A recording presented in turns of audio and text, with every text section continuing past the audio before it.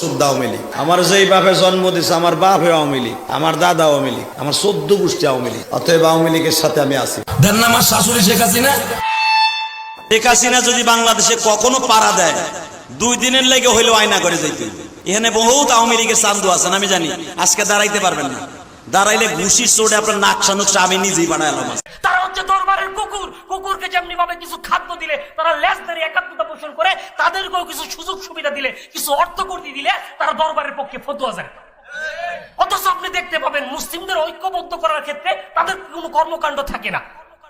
তাদের হুঙ্কার, তাদের গর্জন কখনোই কোনো নাস্তিকের বিরুদ্ধে, জালেমের বিরুদ্ধে, তাগুতের বিরুদ্ধে হয় না। তাদের হুঙ্কার, তাদের গর্জন হয় তার মতের সাথে না মিলা অন্য কোনো আলেমের বিরুদ্ধে। তাই দরবারে আলেম, তুমি সাবধান হও, তুমি আল্লাহকে ভয় করো। আর এই দরবারের পাঁচেটে রাজপ্রাসাদে থাকার চেয়ে হক কথা বলে করে করে থাকা উত্তম। তাগুতের একাত্মতা পোষণ করে পোলাও কুরমা খাওয়ার চেয়ে লা ইলাহা ইল্লাল্লাহ